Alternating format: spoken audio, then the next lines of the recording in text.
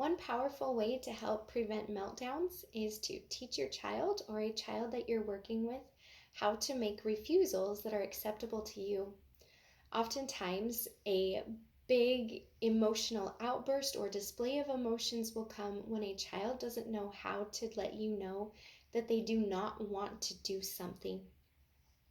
One of the examples of this that stands out to me the most is I had a student who had very little verbal communication, but we were able to teach him the phrase no thanks. And then we honored it as often as we could at first.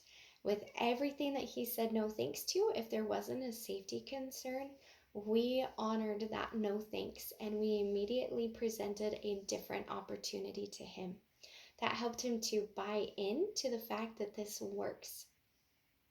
After that, then we were able to move into more of like, okay, now how do we help him cope when he makes a refusal and we can't honor it? But at first, it was just every time he said no thanks, we did it.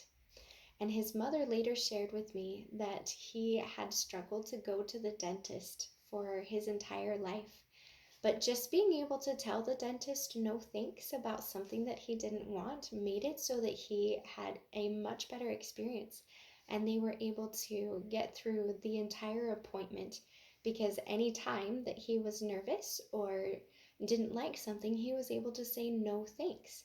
And then they were able to address that for him. They still had to proceed with everything through the appointment, but he had a way to communicate that he had some apprehension.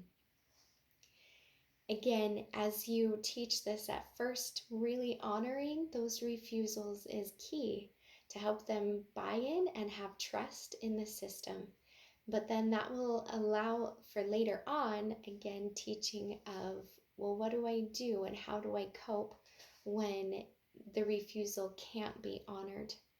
This works at that very basic level. Again, a very little communication. It can be just a touch or pointing to a word that means that stop or no thank you or I don't want to. But then as children progress even into more of that teenage, to talk to them about in those teenage years how they can communicate with you by saying, can we talk about this? Can we look at this in a different way? Giving them those words will help them to be able to share again, that they give them a voice in sharing what they don't want to do, but allow you then to respond without emotions being heightened.